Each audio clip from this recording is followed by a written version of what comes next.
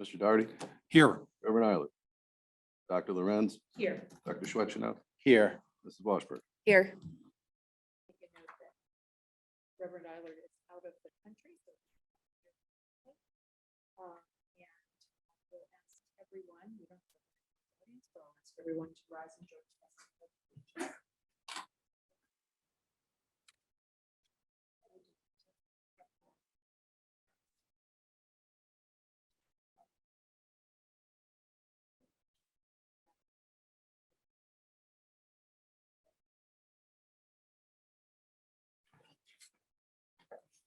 First thing we need to do is to approve our agenda.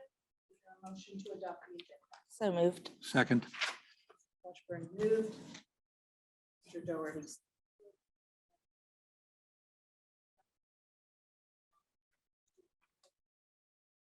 So.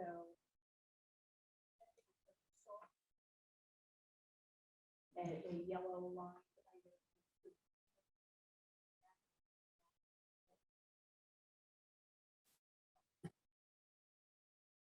Sorry. I apologize if my mic was not on and not working correctly. We did simply call to order at 6, had a pledge of allegiance. We are now at the Board of Agenda resolution. And I noted that it was available on board docs. And so unless there are any changes or questions about the agenda, we can go ahead and vote on that. Mrs. Washburn. Yes. Mr. Doherty. Yes. And Dr. Lorenz. Yes.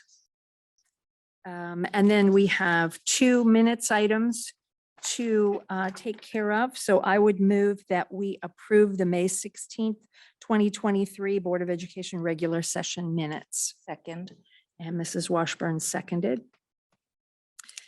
Anybody have any corrections or questions about those minutes? All right, then we'll go ahead and vote on those. Mr. Giuffre. Dr. Lorenz. Yes. Mrs. Washburn. Yes. Mr. Doherty. Yes. Motion carried.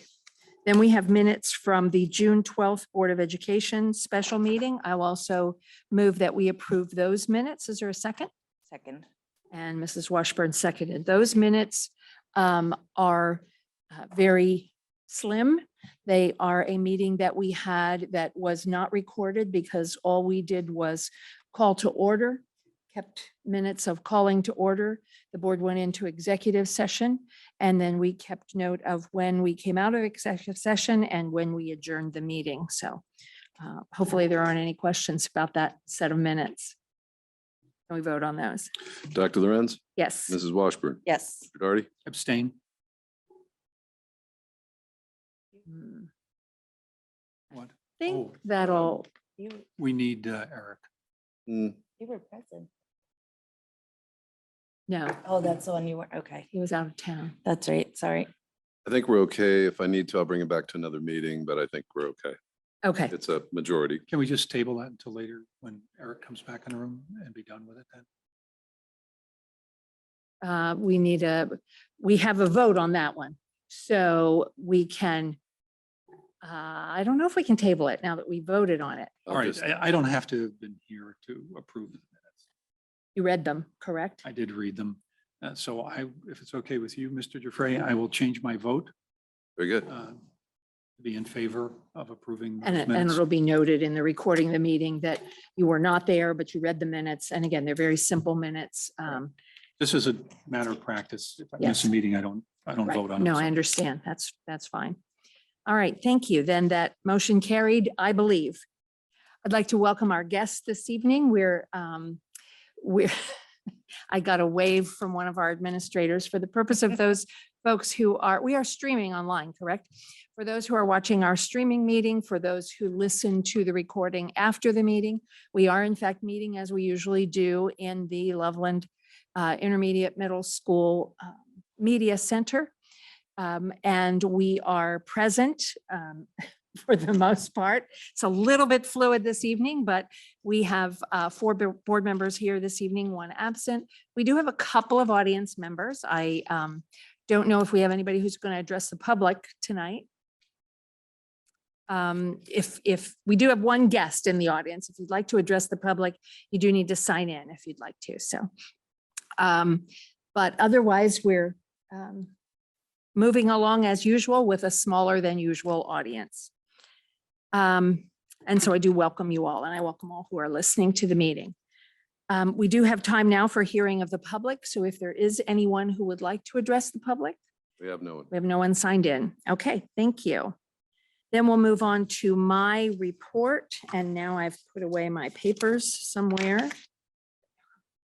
I have a very short report this evening. We had a very small amount, in fact, no public correspondence to the board. I do want to make note of a couple of things that the board will be working on. We talked at a former meeting about our branding and our licensing, and those items are still under study, and we will be dealing with those in our August work session. We are at work on our policy with OSBA. There'll be some meetings in July, and I would expect that the board would see some items to come forward about policy in August or September as we begin to finish that work there. Our meeting tonight should note that Dr. Swetchenall came back into the meeting. He just missed one, well, he missed two, the minutes votes. It was a big one too. Yeah, we'll tell you about it later. I'll catch up. All about it later. I did also just want to note that the student rep process is, I believe it's complete, but that will be announced at a later date. I wasn't sure that we were going to have anybody from the board who took part in that this evening. So that will be coming at a later date, but we do have student reps for the fall. Finally, I would ask that everyone who is here and everyone who is listening pay attention to what is going on with state funding. There have been some opportunities to contact legislators. There have been some confusing reports about what is happening with state funding. So we still don't know where everything will fall out. So we all need to keep our eyes open and our ears open about that. And that would be my report this evening. Any other reports? Kathy, is this the time that you would prefer I do this? We can do, if you have a report or if you have an item, if you want to do it later where you want to put it on the agenda, it's up to you. If you, Okay, I have a resolution that I want to present. okay, So I'm going to defer to you when you would prefer to have it on the.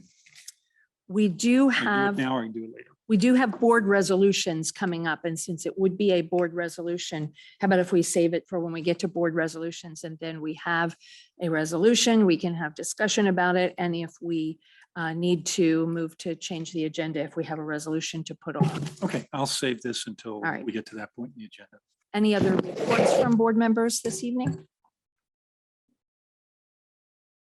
You will notice, all of you noticed, and anyone who is looking at board docs will notice that there are not any administrator. Now I take that back. I thought there weren't any. What meeting am I in? I'm in the wrong meeting. I was looking for something earlier. And so I apologize. I thought I was correct in saying that you will not see any administrator reports on board docs this evening. There are none. They will be coming to the board again in July and August as usual. So we'll move from board reports to superintendent's updates. Mr. Broadwater, do you have anything for us this evening? Nothing formal, just to let the board be informed that it's been a pretty busy summer up to this point already. We had Sarah Gehring, our principal at the Early Childhood Center, did resign to take a position at Madeira, and you'll see on the agenda tonight her resignation as well as her replacement that we were very, very excited about. And we also have an assistant principal position at the primary school that has been filled with an individual from Texas that we're very excited about, and she is excited to be a part of Loveland. And just to remind the board that that primary administrative position is new. There was prior a teacher in that position. We were able to take an administrative position at central office and move it to a building so we can support the building a little bit more robustly. So you're not going to see a change in the administrator FTEs. We just reallocated our resources there so that we could help kids in the primary school and the staff. Other than that, the other part of the busy summer has been negotiations with both associations, OPSI as well as the Loveland Education Association. As you see in the agenda a little bit later, we do have the OPSI contract up for a vote. And so I would suggest that if the board would like to move to an executive session to discuss it, we could do that to make sure we're all informed of that. And that ends my update. All right. If no one has any questions for Mr. Broadwater, I would make a motion. I did ask that this be put on the agenda, knowing that negotiations have been ongoing and the contract would be coming to the board. So I ask that we have an executive session to talk about negotiations so that we're all prepared when the vote comes a little later for this contract. If we do move to go into executive session, it will not be as we normally do. We will leave the room. Hopefully it will be a short amount of time to get the conversation going about what we need to about the contract. And then we will come back and there will be most of the board actions and board discussion coming after executive session. So we will just pause the meeting for a few moments while we go into executive session and then come back into full session.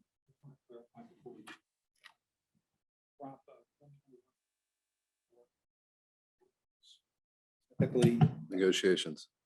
negotiations. Yes. It actually says on board docs preparation for negotiations, but I think it's a longer statement that's negotiations and consultation and preparation for negotiations. That's it. That's what I am requesting an executive session for negotiations. So I will make that motion. Is there a second? Second. Right, then, Kathy, the only discussion I would have on that is there any reason for us to go through the majority of our agenda prior to that executive session and push that back to immediately before the OPSI vote, just in the interest of expediency for anybody watching? I honestly don't believe it will be a long Okay. executive session because I think that there have been, we have had executive sessions for negotiations before this point and have been brought up to date. And I think that it is simply a bringing to a conclusion what has actually happened with the contract. I think it will be a very short one. So we do have a motion. Mr. Giuffre, can we vote on that?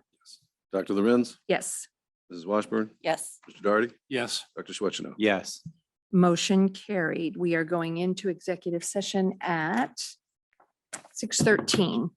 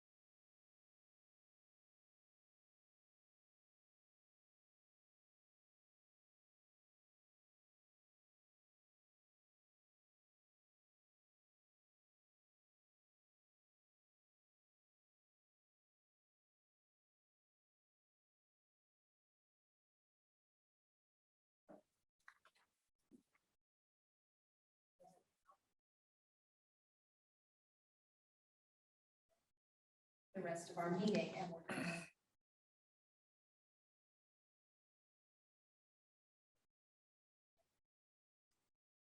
And in his absence this evening, I believe Mr. Barlow is those, so I think what we'll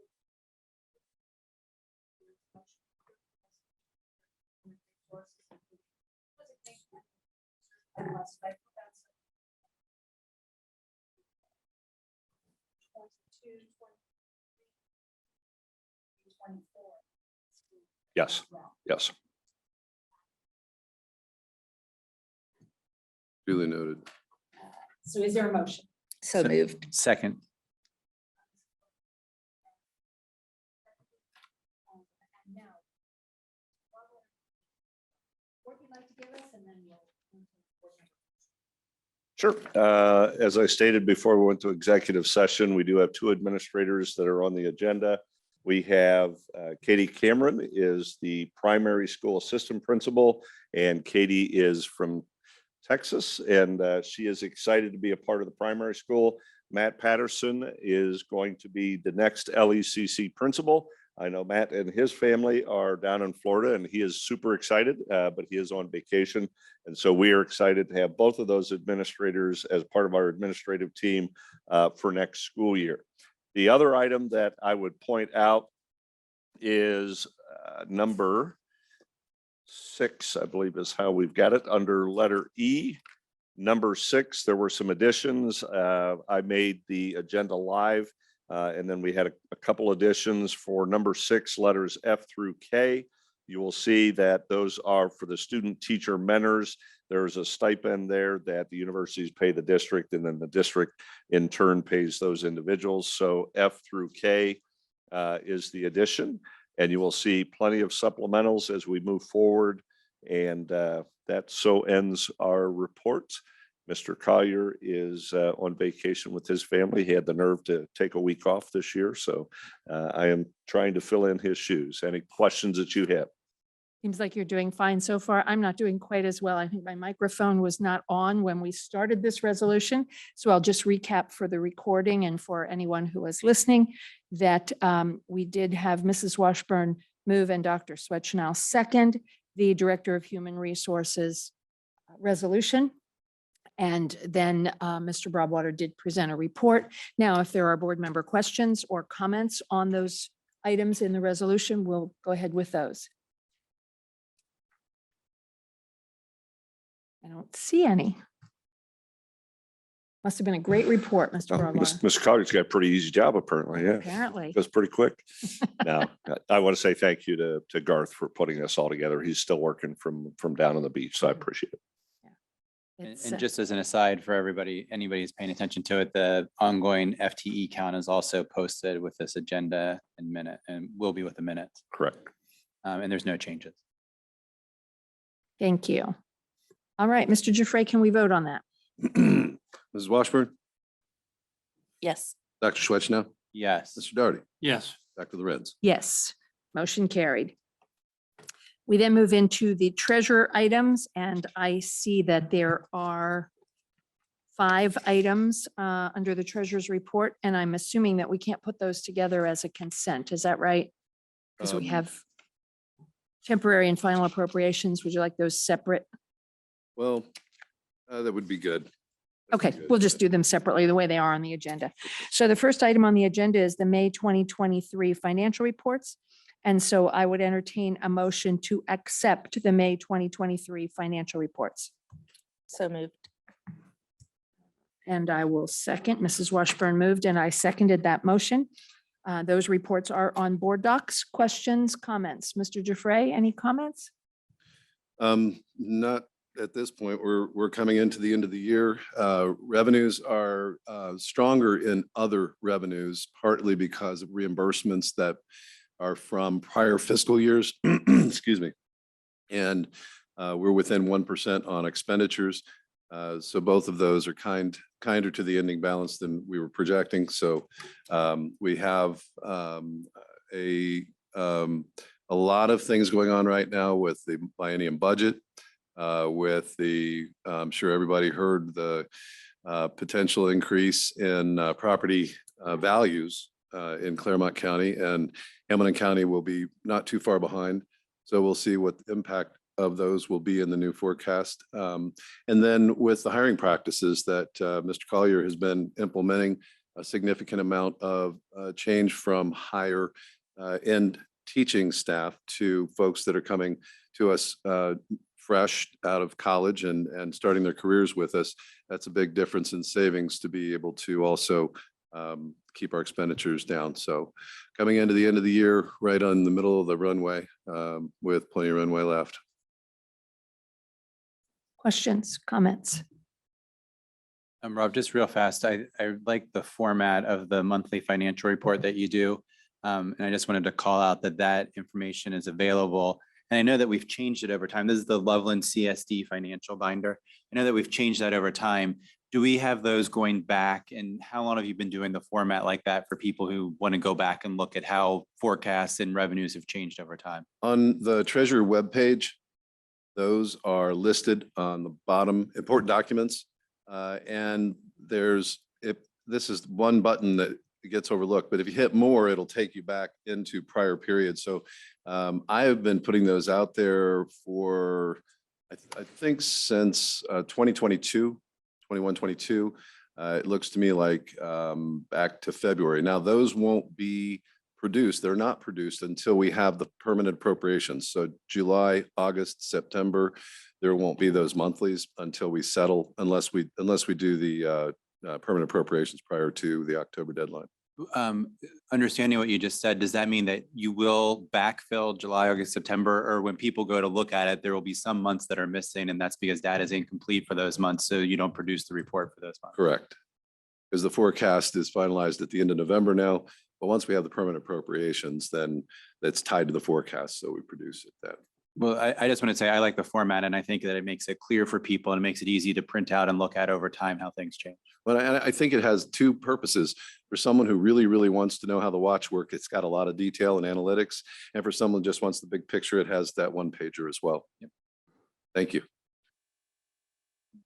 So Rob and I have talked a little bit about this offline. I'm sure he may have something additionally to say tonight, but if he doesn't, I'm sure in the future he'll add more context to this. But if you look at forecasted ending balances and expenditures and revenue for the district, there's a lot of volatility that goes into kind of projecting this thing from one month to the next. And as I look at this month's forecasted based on most recent information, but still not the ending information. There's more things to come in, more changes to occur. There's movement, and particularly with respect to the cash balance, and it seems to be driven by relatively more significant changes in revenue and a lesser impact on expenditures, yielding a bit of a swing in the projected deficit spend for the year. I guess I would just suggest to anybody who's looking at the detail of this, this is kind of looking at the score 2/3 of the way through the game, and the game's not over. So we really don't know where these balances are going to end up. And I think as we wrap up the year and Rob completes the closing of the books, so to speak, we'll have a much more accurate handle on what the year-ending balance is. We'll know what the year-ending balance is. But I suppose maybe most importantly, I would point out that these events that occur during the course of the year sometimes are one-offs, and sometimes are more of a sustained change in a revenue flow or an expenditure flow or some such thing. But for the most part, the underlying dynamics of the district's business doesn't change all that much over the course of time. So the concerns that I think we had coming into the last few months prior to the levy approval, those concerns and the dynamics around them are still there. So I think if you look at the one attachment for the board where Mr. Collier and I sit down, we look at the hiring practices for next year, it's pretty considerable as well. And that's because we're always going to be looking at that. That's going to be a big effect on your 5-year forecast. And I've said it here before, a forecast is just that, right? It's a forecast. You're trying to look into the future and you're trying to make positive effects on both revenues and expenditures. Expenditures you have more control over. But we are always going to be looking at that in the hiring season, which that document does show. well, I think, the message for me is the same thing that you and I have talked about a million times. But you manage the district in this sense at kind of a fundamental strategy level. And since most of your expenses are related to human beings, Right. it's the hiring and the hiring strategy in large measure that changes the future. What kind of maintains the momentum of it is the structure of the existing pay scales and what have you. That's the bulk of it. But you do get a chance to steer the ship over the course of time by changes in hiring practices and progress, financial progress made through the negotiating process. So I assume that you'll continue to navigate those waters very carefully and very closely going forward. Yeah, Because, well, and that's what we owe the community, right? Responsible, being responsible with it. Another example is we have an English position and a social studies position through retirements that with enrollment we view do not need to be replaced. And we'll still able to maintain appropriate class size. So that's incumbent that we make those decisions as well and just make it appropriate. And I think that that's a perfect example of what we've talked about previously, which is the difference between the variance of the budget and the top line numbers, which is 1%, and the bottom line numbers, which is what is the amount of cash drawdown that we had. Almost half of that difference is just what's been made in decisions and hiring over the past year, but particularly in the past few months, Right. which is an impossible thing to forecast because you have no idea what's going to happen as far as your needs for the staffing and who will retire and who won't, and So what you- positions can you cut and what Right, positions right. can't you cut when you're making a budget. Yeah, so forecasts are hard to get right, but day-to-day decisions are much easier to get right. Yep. Right, so you're driven by a philosophy of trying to only staff positions that you absolutely positively need to do the mission that you're tasked with. And you try to do that with a sensitivity to the community's ability to afford Correct. everything that we do here. We will not become tone deaf to what the community has told us. The community has told us to do just that. And so we'll continue to monitor in a forecast. One thing you can't control is enrollment, right? So if enrollment goes down, you've got more chances for the expenditures to go down. But if enrollment goes up, then those two positions you're able to save. That's why you try and save them, because you may need them at a later date. So I think I told you the other day that give or take 5 years from now, the problems that are being discussed in this room will be of an incredibly different nature Yep. than the ones that have occupied us for the last 3 or 4. The dynamics of what's happening with population, what's happening with enrollment, what's happening with a significant bolus of employees Mhm. that are going to be in that retirement window. What's happening with the desirability of education as a profession. So the dynamics of the workforce, the availability of workforce, what you're going to have to pay, competitive features. There's just a long menu of things that are going to be very, very different. It won't happen all at once, but I'm afraid it's going to happen at a very rapid pace once it starts to happen. Lots and lots of changes. So I think you have to continue to earn the trust of the community every single day. Try to make this levy last as long as it possibly can. And just be true to the trust that the community gave us this past May.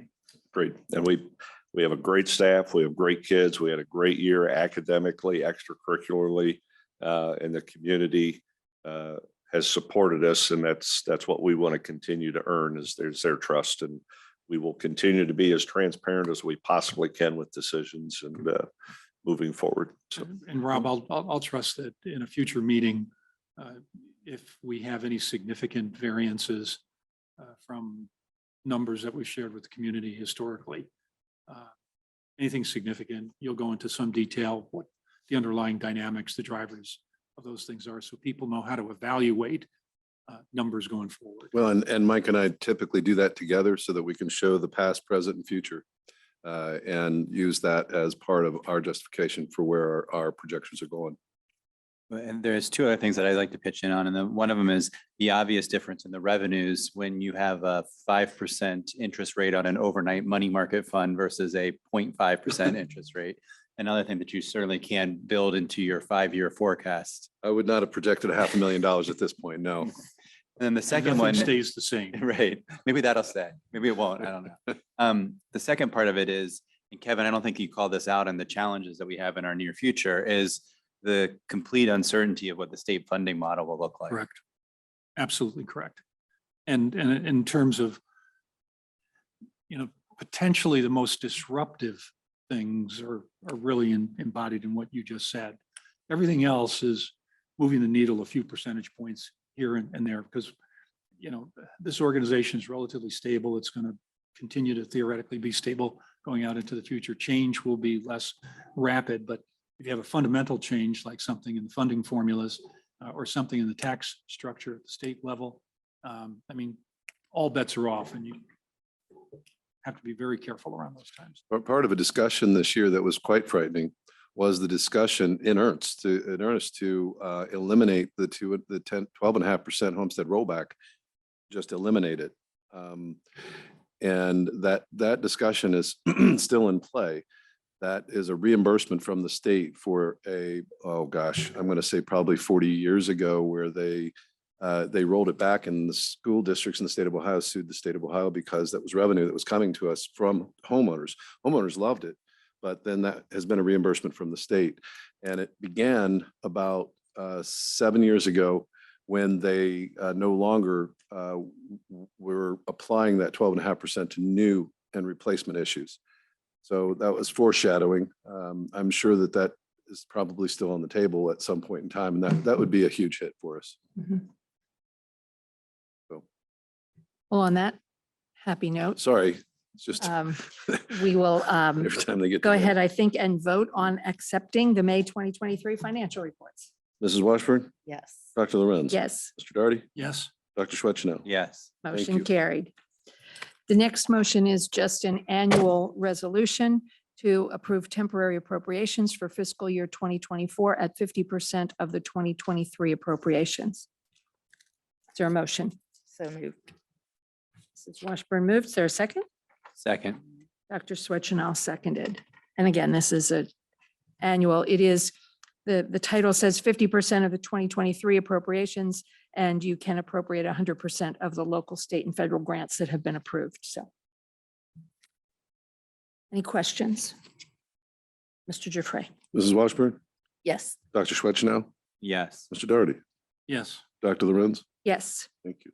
motion carried. The next item is final appropriations, and the treasurer recommends that the board approve the fiscal year 2023 final appropriations, which you find attached in board docs.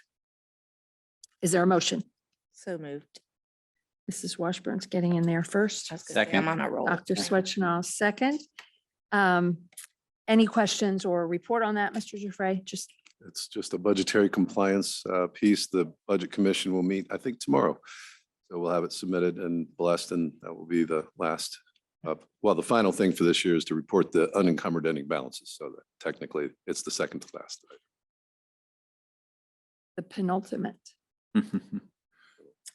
Okay, can we vote on that, Mr. Giuffre? Mrs. Washburn, Yes. Dr. Schweitzer, Yes. Mr. Darty, Yes. Dr. Lorenz. Yes, motion carried.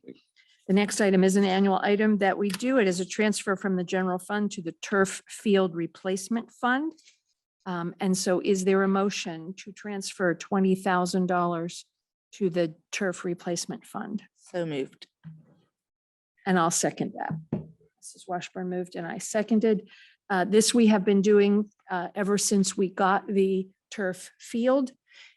We have taken money that would normally have been spent on the upkeep of a non-turf field, and we have dedicated it to the time when the turf field needs to be replaced. Any questions or discussion?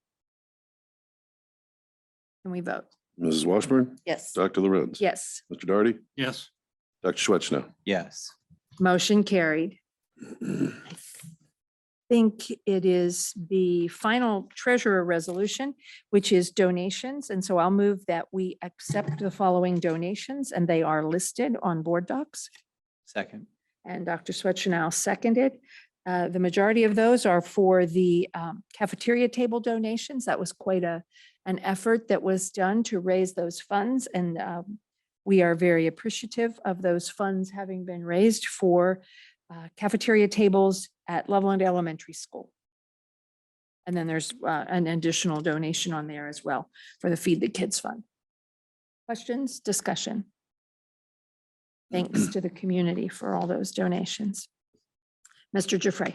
Dr. Lorenz, Yes, Dr. Schwetzner, Yes. Mr. Darty, Yes, and thank you to all those donors. Mrs. Washburn. yes. Motion carried. And those are all of the treasurer resolutions. We'll move into board resolutions. There are 3 of them. I don't know if this is the best place, Mr. Doherty, if you want to mention a board resolution that you are interested in proposing. And if the board wishes to discuss that before we move into the other resolutions, it would then require a motion to Amend the agenda. amend, yes, thank you, to amend the agenda to include such a resolution.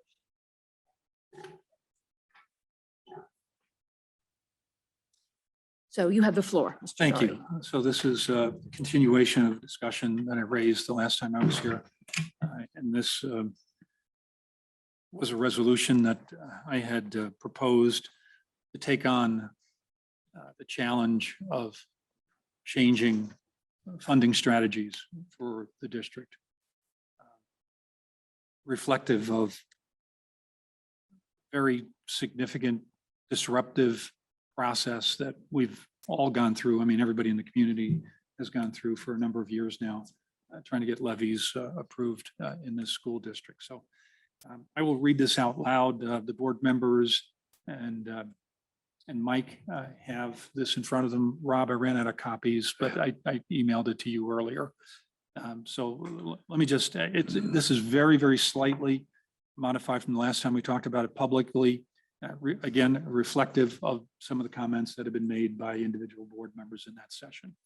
Be it resolved that the Loveland City School District Board of Education hereby establishes the LCSD Tax Committee, hereon called the committee. The purpose of the committee is to research and develop practical recommendations for alternative tax funding approaches that have historically and typically been used by the district for funding its operating expenditures. This effort is being undertaken mindful of the difficulty the community has had in traditional levy passage, the demographics of our population, balanced with our commitment to providing the best educational experience possible for the students of the district. The scope of the committee would be alternative tax funding approaches may include the use of currently available tax alternatives, but emphasis is to be given to new options such as legislative changes, creating new taxing models and/or adjustments to existing state funding sources criteria. The commission will prioritize practical solutions where resulting recommendations have reasonable likelihood of legislative and community acceptance within the next 1 to 5 years. The commission will be authorized to contact community and political leadership in the furtherance of its purpose with active involvement of board and administration members. The committee will be comprised of 3 officers, a chair, a vice chair, and a secretary, and as many non-officer members as the board determines appropriate. The committee will seek out members with expertise and/or commitment to aid in the execution of its purpose, primarily from within the community, but may reach out to other districts or organizations to aid in its efforts and recommend expansion of the committee to the board beyond the initial 3 officers as needed. Upon determination of the 3 officers by the board, the committee will self-determine its officer assignments, meaning who's the chair or the vice chair, et cetera. Recruit potential additional members, which would ultimately have to be approved by the board, determine a plan of action, and proceed with the execution of its mission. The committee will report at each normal business meeting of the board as to its progress and recommendations. The committee will adhere to normal open public meeting protocols and legal requirements relating to the conduct of its sessions, including minutes, production, public meeting notifications, et cetera. The board may declare the work of the committee to be completed at a future point in time and dissolve said committee. The committee may also recommend the dissolution of the committee based on self-assessment. Its task has been completed and the board will decide on said recommendation. That's the essence of it. Again, this is triggered by years of challenges around levy passage in this community. I can't count the number of times I've had discussions with community members and we all look at each other and say, this is nuts. We just can't continue to do this the same way year after year after year, because the need for incremental funding is really a fundamental given. So we're going to be back asking for incremental revenue over the course of time. It's a virtual guarantee because costs in the nature of our economy rise over time. There is no other mechanism really built into the existing funding system to cover those incremental costs without going back to the voters on a regular basis with some kind of a levy.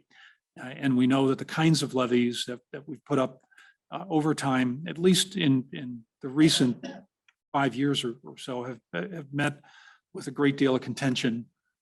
And we have to really try to take a look and see if there's another way to attack this problem. That's the reason for it. We had some discussion, I believe it was 2 meetings ago on this. I tried to give everybody some time to think about it in the interim. And I'd like to propose that we consider for passage this resolution this evening. Questions, discussion? Well, Kevin, I appreciate the time and effort that you've taken to push us to formalize this, because it's very easy for all of us to say, gosh, this has really been a problem. And it's much harder to actually try to move us closer to an answer. And I think that this is one format to do that I support.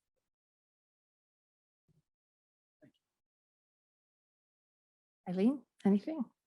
I like the idea of it, and I don't want people to take this as I'm closed to looking at alternative funding, because obviously that is necessary. I just am uncomfortable moving forward with it until we have a permanent treasurer in place and without all board members being here for it. I did look at this. You suggested this at a former meeting, and I looked at it, and it does, in essence, adhere to our policy 0155, which talks about board committees. It talks about the appointment of them, that the committee is established through action of the board, that the chairperson and members are, it says named by the board president, but I'm taking that to mean that the board president gives the names of them, that there would be board resolution, that these people would be appointed. The only thing that's not included in here, and it's not an issue as far as I'm concerned, is that our policy does say that the board president and superintendent are ex officio members of all committees. And so that does get the superintendent involved. I don't know that the board wouldn't ask that our treasurer, whether our treasurer is an interim treasurer or a permanent treasurer, be involved in some of the meetings to help give historical information, to give parameters. But I do think that this committee could exist outside of sort of the normal they're not being asked to do action for the board. They're not being asked to consider bond or not bond ballot issues. They are being asked to consider strategies and new tactics. Ballot issues might grow out of there, but they might not. This research might go into trying to lobby with the state to make changes in how they do taxation. So I agree with Kevin that we need to get something on the books that we're going to do this. I don't know that we wouldn't at some point make slight changes to it, but I think that it's a good idea to get something out there that says we're serious about this and we want to have this discussion with our community. I don't want to put Mr. Broadwater or Mr. Giffray on the spot, but I would like to know if they have any thoughts about how this committee would work and if there's anything in this resolution that shows any pitfalls or anything that might not work as it's stated here. Well, the only thought I have, well, not the only thought, I guess, but I think it's a great idea in terms of we need to memorialize that this is important and we really would like to get this figured out for the community of Loveland, which it's a little unique in the state funding. I had put something out, and I think I told the Board of Education this, I had put something out in one of my newsletters asking for volunteers to be a part of something like this. And the thought moving into next year, if you recall, my first year, we did the strategic vision, and then we had the levy this year. Next year, I'm looking at setting up, I guess I'll call them town hall meetings for lack of a better term right now, but at least quarterly, if not once a month. And I think part of it is educating our community on how the state funding works. And that can be separate of this committee. My concern with any committee, board committee, is there are processes and procedures that have to be followed that sometimes waylay the actual task that's trying to be achieved. And so I think that can be deterred by the involvement of myself and the treasurer. And then the other thought, I guess, is there going to be, is it the board president? Is there a board member who is going to be either at the meetings or speak for that committee, or at least be informed by that committee about the work? I think that would be important to memorialize also, is how is the communication between this committee and the board going to happen? There is something in the resolution about the committee reporting at each normal business meeting. Right. I think we could make a little more precise some of those pieces as we move along. I mean, putting this on the agenda this evening does not establish it. It doesn't put any members into it. So it's going to be the job of the board then to put some names to this. This particular resolution gets it on the agenda and says we're going to do it. Mr.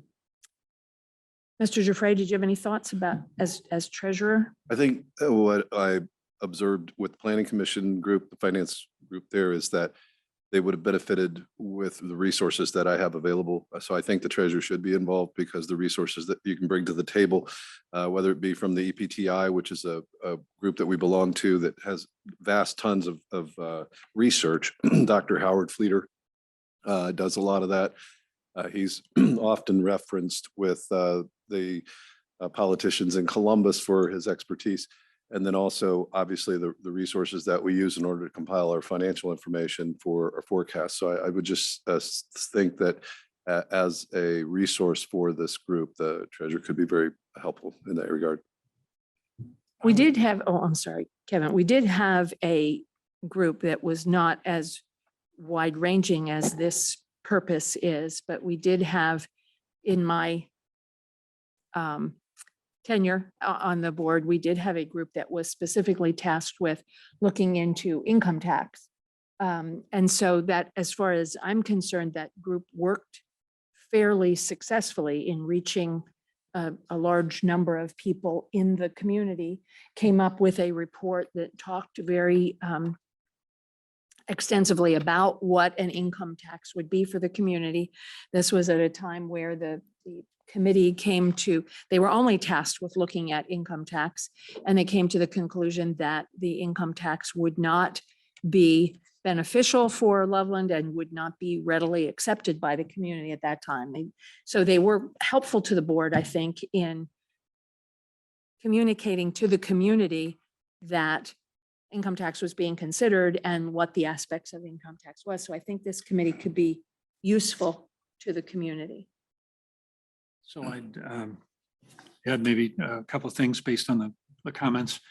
One, I'm happy to amend the resolution to include something along the lines of the board president and or a board representative, the district superintendent, district treasurer will be ex officio members of the committee, and memorialize that. Or if there was other wording that worked better, I'm totally fine with that. The other thing, and I'll just, you know, I've been telling people over the last few years that the old saying about conversations over the proverbial water fountain actually do happen, and business gets done over the water fountain. I mean, literally outside of this very highly formalized, regimented political, governmental environment, people do meet casually, say, you're going to take care of this, I got that, let's go get it done. And things happen, actually, and happen a lot faster outside of this very methodical environment that we're all a part of. And it's kind of that experience that causes me to raise this tonight. I knew the whole board wasn't going to be here tonight. I tried to have individual contact with board members so they were aware that this was going to come up tonight, and give everybody the opportunity to consider it regardless, because I do think that we'll blink and the need for the next levy will be here. So getting going and creating some momentum, creating some commitment is the reason, Eileen, and I bring it up tonight, and again, urge its passage by the board. I have one additional question based on something that Mr. Broadwater said, which was that he has asked for some input from community and some volunteers from community. Do we want to consider is there a benefit? Is there a reason? And I have an answer to it, but I just wonder if others have thought about it. A benefit to this being a board committee as opposed to being a superintendent volunteer committee. Does anybody want to, in other words, you had a reason that you proposed it this way. Is there a benefit to it being a superintendent committee or a treasurer committee, or a benefit to it being a board committee? Well, you reckon? I'm just asking if Yeah. we want to discuss that a little bit. You know, I always think things like that are can go either way, can go any way, depending on the people that are involved and the way they approach the execution of this. Anything can actually work. Because of the nature of this thing and the thing that tax policy is really kind of a board area. Mike gets to be on the firing line. Thank you very much. When the board decides to go forward with a tax levy, for example, but how we do this is really left to a board vote. And that's the reason that I started with it being a board committee. It doesn't have to be, but I think it forces it into the limelight, forces it into more. It forces it into public visibility and maybe perspective. Not to say that Mike wouldn't be totally open about it if it was a district committee. Again, everything can work. I was just biased towards doing it as from a board perspective. Yeah, I think what you just said there, if this is going to be effective at all, at some point, there's going to be a trip to Columbus. And that probably has more teeth as a board committee. I think you're probably right with that aspect. And my answer was going to be, I don't see this committee causing any problems, but the regulations or the recommendations about what a superintendent and probably even what a treasurer can do regarding levies is becoming ever more strict. And so if this committee gets anywhere down the road of coming to the board and saying, if you're going to have a levy, we would propose this. We don't want to be putting our superintendent in a position of we have encouraged him to use district time to do something that has to do with a levy. I don't think that the purview of this committee really goes there, but I think that it works better if the board is calling for it and running it. In my mind, it would appear that the front end work would be a lot of number crunching, a lot of resources brought to the table for the educational process so that the question can be asked without fear of the answer, and to give the group enough information to then be able to begin to make decisions, which then creates the metamorphosis into more of a political leverage kind of effort. But there's a lot of upfront information that's going to be necessary. Goal is we don't have to worry about the superintendent's involvement in levies because we're going to get rid of levies, right? That's the goal. I didn't see that in this resolution. I'm all for that goal. That would be good, wouldn't it? And just to be clear, what this resolution would do is to resolve that the Board of Education establishes the committee. There is still work to be done to determine a chair, a vice chair, a secretary, and the members of the committee. You have simply adjusted it to add that the board president or a board member, district superintendent and treasurer would be ex officio members. So those are the only people that are established on the committee right now. Correct. So, okay. In order for this to be a resolution on the agenda, we would need a motion to amend the agenda to include this resolution. So that's the first step that we would need. So, Mr. Doherty, would you like to ask that the agenda be amended? I'd like to move that we amend the agenda for the consideration of a resolution to consider the establishment of a tax committee. And I'll second that motion. I think everybody's clear on what that motion is, right? Just to amend the agenda to consider the resolution. All right, Mr. Giuffre, can we vote on that? Mr. Doherty, Yes. Dr. Lorenz, Yes, Dr. Schwetchnow, Yes. Mrs. Washburn. Yes. motion carried. I'm going to then add it in as a resolution, and if it's all right with everyone, I'll make it 7.4 in the board resolutions. And then we will have a copy available. You gave a copy to Mr. Giuffre, correct? And so then it can be added to board docs so that anyone who's looking at the agenda that can see the full text of the resolution that we'll be voting on later. Right. I will, just for clarity, Rob, I'll give you this copy when we're done with the vote, Very good. which has a little note Okay. about the adjustment to the Thank you. membership. Okay. Very good. Okay, well then, we vote on that? We voted on the agenda being amended. Yes, okay, I just couldn't, I'm sorry, I So couldn't we've added remember. item Okay. 7.4. Got it. Okay. We will then move into board resolutions, and the first one is an updated 403B and accumulated leave plan. So the treasurer recommends the board ratify the updated 403B and accumulated leave plan adoption agreement. Is there a motion? So moved. Mrs. Washburn moved. Is there a second? Second. Dr. Swetchenow seconded. That document is attached. Mr. Giuffre, you have any comments on that? The documentation that we had was quite old, and so I updated it back in 2022.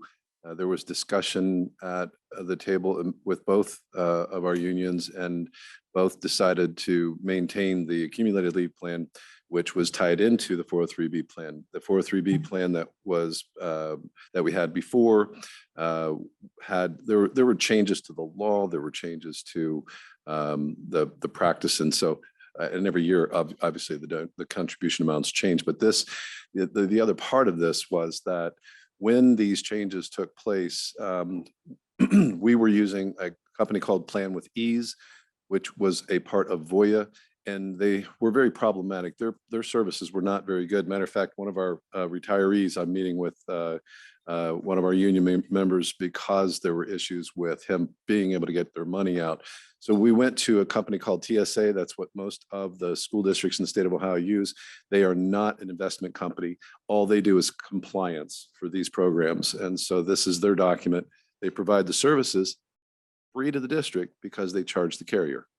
So the district benefits from the services, our employees benefit from the services, and the carriers are charged for the services by this company. So this is the ratification of this. The only thing that I have changed in this is a $5,000 minimum on the accumulated leave plan, because amounts less than that can be deferred voluntarily if they would like to. But for some folks, amounts below that are kind of a burden to set up the contract and move the monies out. And this particular document allowed for that minimum of $5,000. So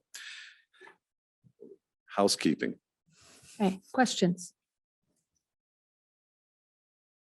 Seeing none, can we vote on that? Mrs. Washburn, Yes. Dr. Schwetchenow, Yes. Mr. Darty, Yes. Dr. Lorenz. Yes, Thank you. motion carried. Item 7.2 is the Planning Commission dissolution. This is also a housekeeping resolution. We did at a earlier meeting state that we appreciated the work of the Planning Commission, and we had come to the point where we had determined that we would not be reconstituting a Planning Commission. And so this is simply a resolution that follows our policy on advisory committee to the board. And so we will propose this resolution. So I will move that we do this resolution dissolving the Planning Commission. Second. Dr. Swetchenow seconded. Anybody have any questions on that? Again, it's really memorializing the fact that the Planning Commission, we, in an earlier meeting, we talked about changing the website to show that the Planning Commission was not meeting, did not have scheduled meetings, not to be looking for minutes, those kinds of things. And I'll just use the opportunity again to thank all of the members of that commission who spend hours and hours of their time uncompensated to help the school district and the community. So it was much appreciated.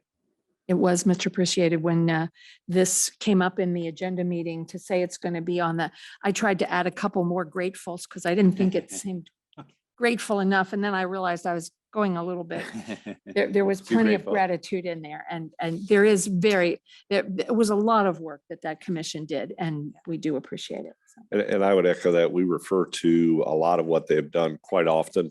I do want to point out that there used to be, under administration, there was a planning commission tab.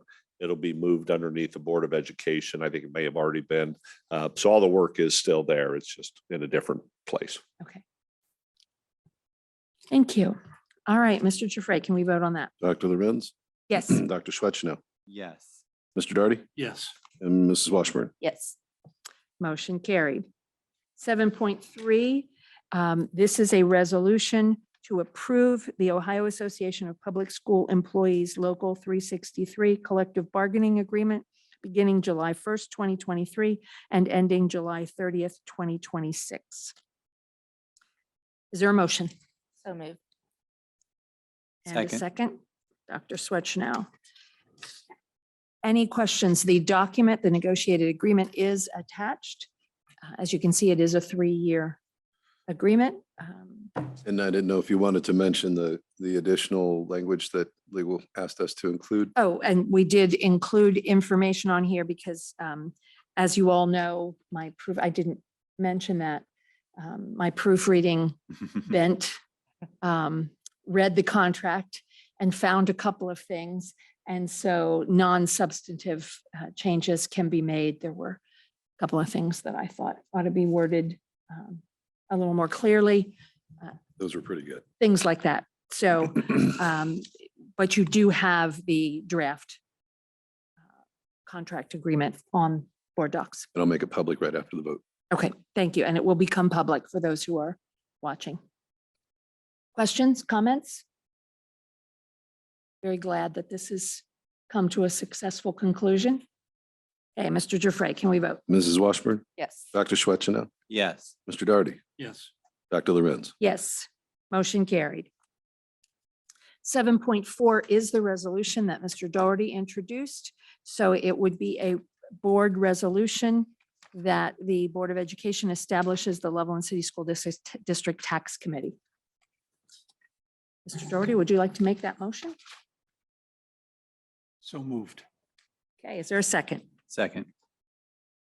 Mr. Doherty moved and Dr. Swetchnow seconded. Is there any additional discussion about this resolution? We did have discussion, again, for those who are listening online, we had discussion at the beginning of the board resolution section. All right, Mr. Giuffre, can we vote? Mr. Darty, Yes. Dr. Schwetzino, Yes. Dr. Lorenz, Yes, Mrs. Washburn. Yes. motion carried. I voted yes because I want people to know that I do support alternative funding. I think you made that clear and you know, you made a statement of you. I think you made that clear. So thank All you. All right. Is there any other business that needs to come before this board? Mr. Doherty has one thing. Anybody else have anything?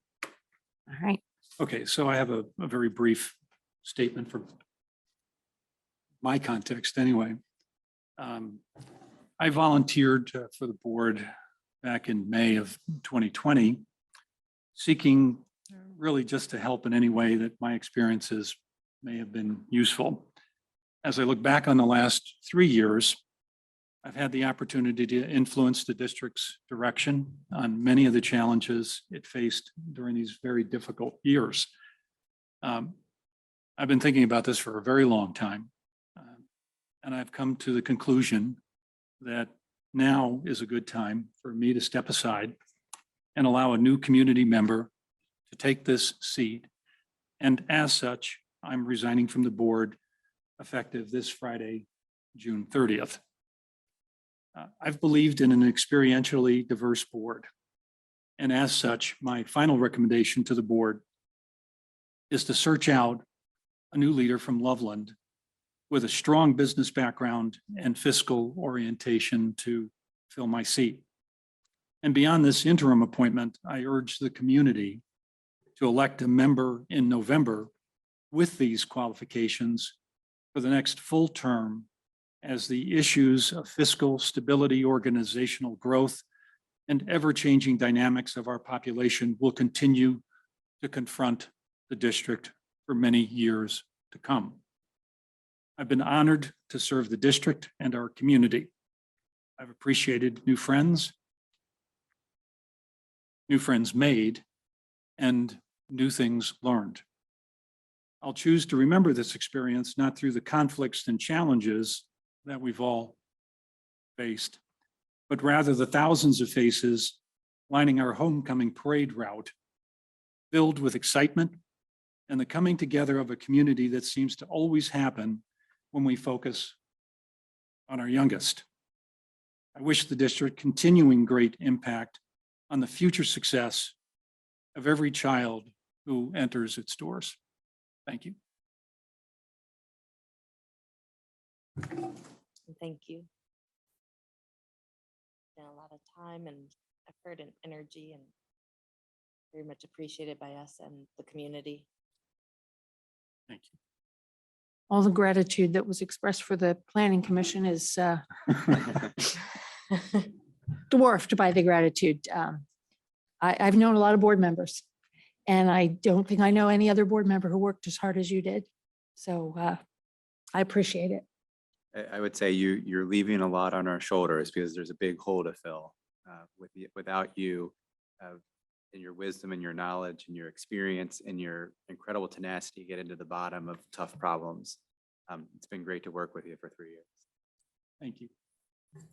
I can honestly say I've never had a board member that is more interested in what I do than you have been. And to use your phrase, you had the capacity and the bandwidth to make it very challenging. And I appreciate your insights and the time you've spent and looking over my shoulder. Really do. Thank you.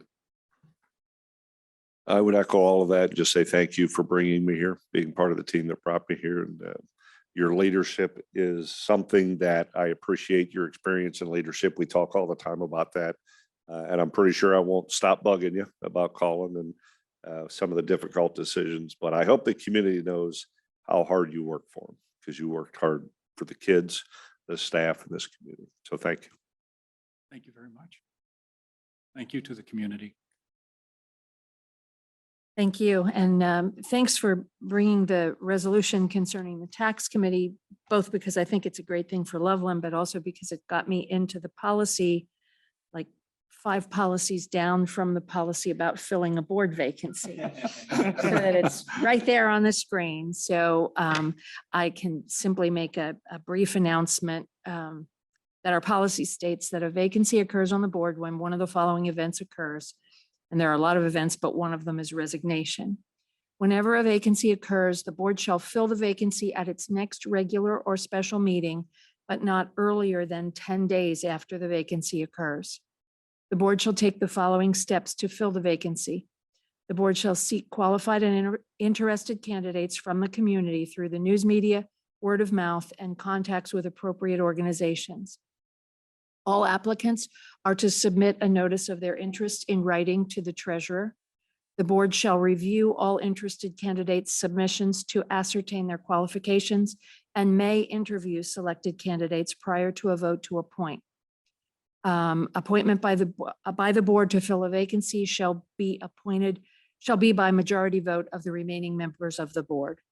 And then there is a clause about if the board does not appoint a replacement within 30 days after the vacancy occurs, the probate court of the county shall act as the board and perform the duties. So there you go. But what this means is that the board can not appoint a replacement until after July 10th. There's a 10-day period there, June 30th to July 10th, but would, according to the policy, and that's written according to state law, need to appoint a replacement at its July 18th meeting. And so I'm asking that our superintendent and treasurer get the information out in the appropriate media ways. I think we have the Loveland Magazine, we have the Loveland Beacon, and obviously there's an announcement that's been made this evening, and it states that anyone who is interested should write such interest to the treasurer, and then the board will figure out the next steps. Sorry to leave you with something else to do. What we're here for.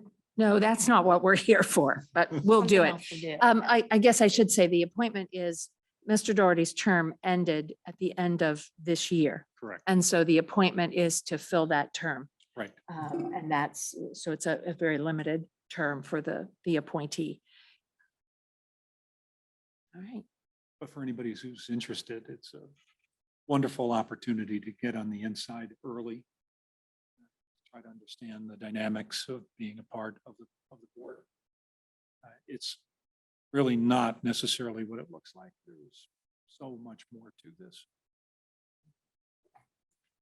All right. Well, I hesitate to ask, is there any other business that needs to come before the board? If not, I'll entertain a motion to adjourn. Mrs. Washburn moved and I will second. Dr. Swetchenow seconded a motion to adjourn. Mr. Giuffre, can we vote on that? All in favor, say aye. Aye. 7:43. Thank you. Thank you.